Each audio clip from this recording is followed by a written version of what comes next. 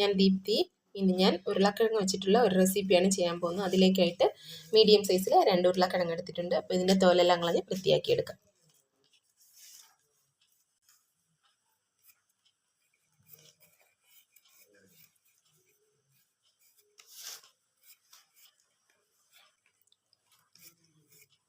രണ്ട് ഉരുളക്കിഴങ്ങും അതുപോലെ തോലെല്ലാം കളഞ്ഞ് കഴുകിയെടുക്കാം. ഉരുളക്കിഴങ്ങിൻ്റെ തോലെല്ലാം കളഞ്ഞ് വൃത്തിയാക്കി എടുത്തിട്ടുണ്ട്. ഇനി ഇതിനെ നമുക്ക് ചെറിയ ചെറിയ പീസുകളായിട്ട് കട്ട് ചെയ്തെടുക്കണം.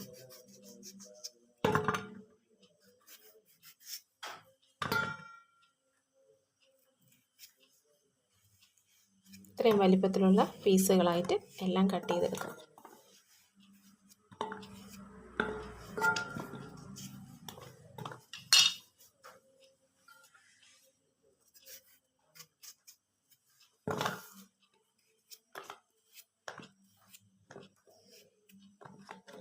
എല്ലാം ഇതുപോലെ കട്ട് ചെയ്തെടുക്കട്ടെ.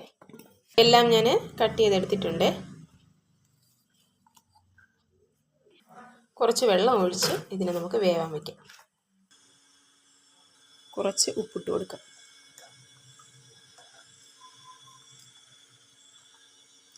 ഒരു 3/4 വേവാകുമ്പോഴത്തേനും നമുക്കിത് ഫ്ലെയിം ഓഫ് ചെയ്തെടുക്കണം.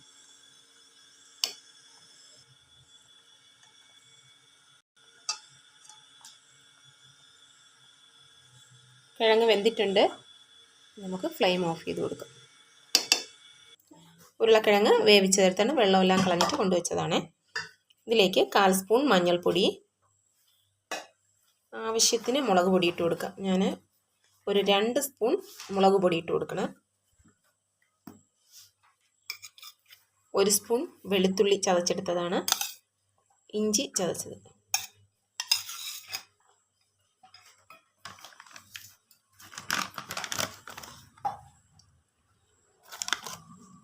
മൈദ ഒരു 3 സ്പൂൺ ഇട്ട് കൊടുക്കാം. മൈദപ്പൊടി,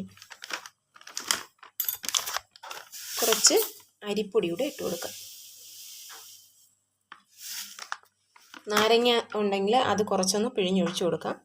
ഞാനിവിടെ നാരങ്ങ ഒഴിക്കുന്നില്ല, അല്ലെങ്കിൽ നമുക്ക് വിനാഗിരി വേണമെങ്കിൽ ഒഴിച്ചു കൊടുക്കാം.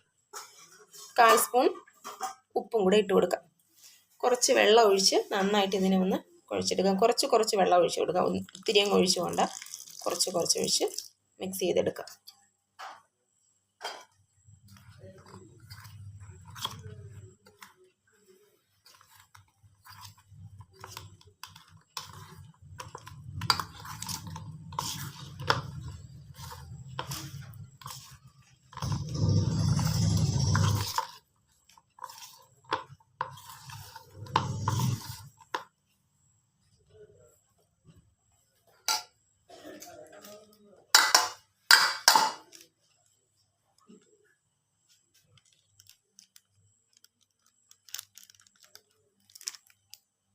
EP വാങ്ങുമ്പോൾ കിട്ടുന്ന EP മസാലയില്ലേ, അത് ഒരു 1/2 സ്പൂണോളം എടുത്തിട്ടിട്ടുണ്ട്.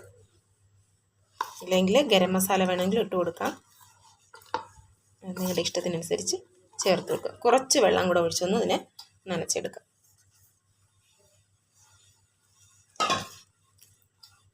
കൈ കൊണ്ട് ചെയ്യുന്നതായിരിക്കും നല്ലത്.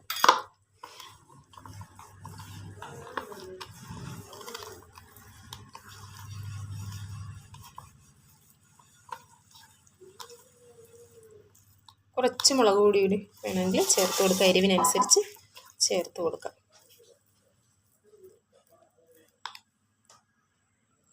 നന്നായി മിക്സ് ആക്കിയിട്ടുണ്ട്.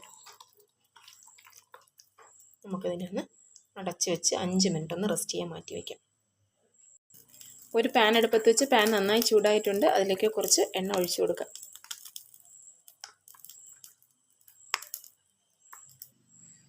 എണ്ണ നന്നായി ചൂടായിട്ടുണ്ട്. നമുക്ക് ഓരോ പീസുകളായിട്ട് അങ്ങനെ എടുത്തിട്ട് കൊടുക്കാം.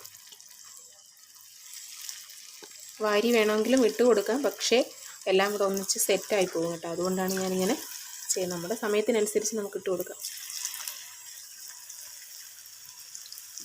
കുറച്ചൊന്ന് ഫ്രൈ ചെയ്തെടുത്തതിന് ശേഷം അടുത്ത സെക്ഷൻ ഇട്ട് കൊടുക്കാം. ഇത്തിരി കളർഫുൾ ആയിരിക്കണം എന്നുണ്ടെങ്കിൽ കുറച്ച് റെഡ് കളർ ചേർത്ത് കൊടുക്കാം.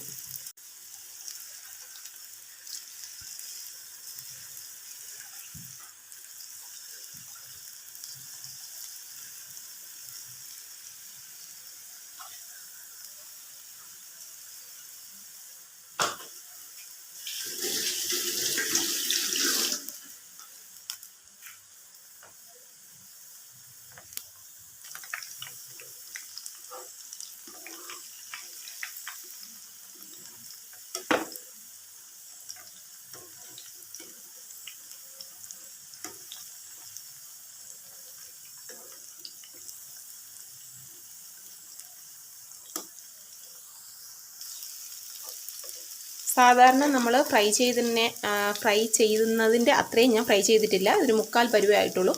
ഇപ്പോൾ ഞാനിതിനെ കോരി മാറ്റി വെക്കുകയാണ്.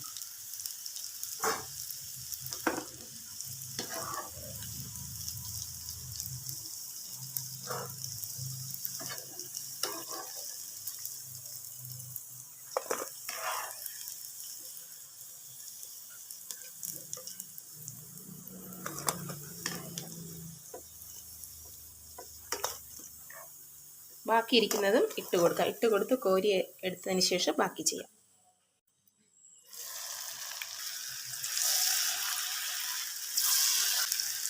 രണ്ട് മിനിറ്റോളമൊക്കെ നമ്മളിതിനെ ഫ്രൈ ചെയ്തെടുത്താൽ മതി.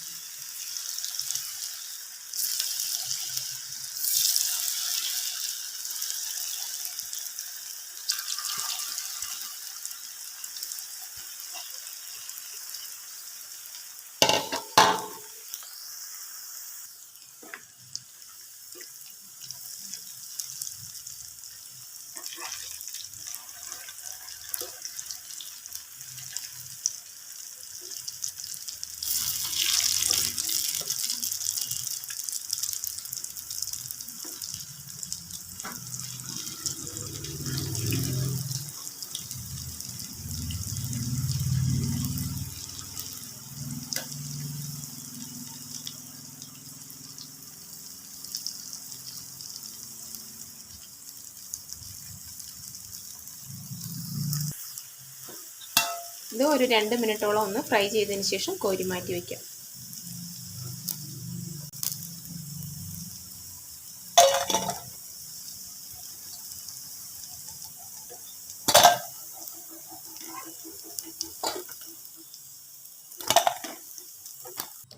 ആദ്യം ഫ്രൈ ചെയ്ത് വെച്ചിരുന്നത് വീണ്ടും എണ്ണയിലേക്ക്, അപ്പോൾ ഇപ്പം നല്ല തണുത്തിരിക്കുകയാണ്. ഒന്നുകൂടെ അതിനെ എണ്ണയിലിട്ട് കൊടുക്കാം.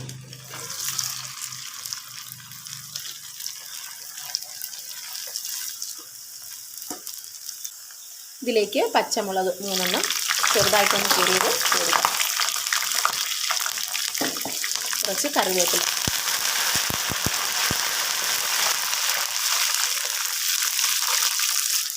ജസ്റ്റ് ഒന്ന് വഴറ്റിയതിന് ശേഷം ഇത് കോരി മാറ്റിയെടുക്കാം.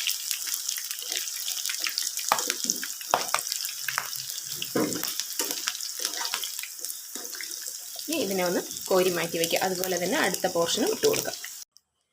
ഇപ്പോൾ ഇവിടെ ഉരുളക്കിഴങ്ങ് ഫ്രൈ റെഡി ആയിട്ടുണ്ട്. നല്ല ക്രിസ്പി ആയിരിക്കുകയാണ്.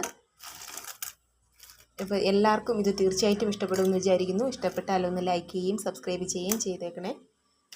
നല്ല ടേസ്റ്റുള്ള ഉരുളക്കിഴങ്ങ് ഫ്രൈ ആണ്. ഇതെല്ലാവരും ഒന്ന് ട്രൈ ചെയ്ത് നോക്കണം കേട്ടോ. നല്ല ടേസ്റ്റാണ്. Okay, thank you.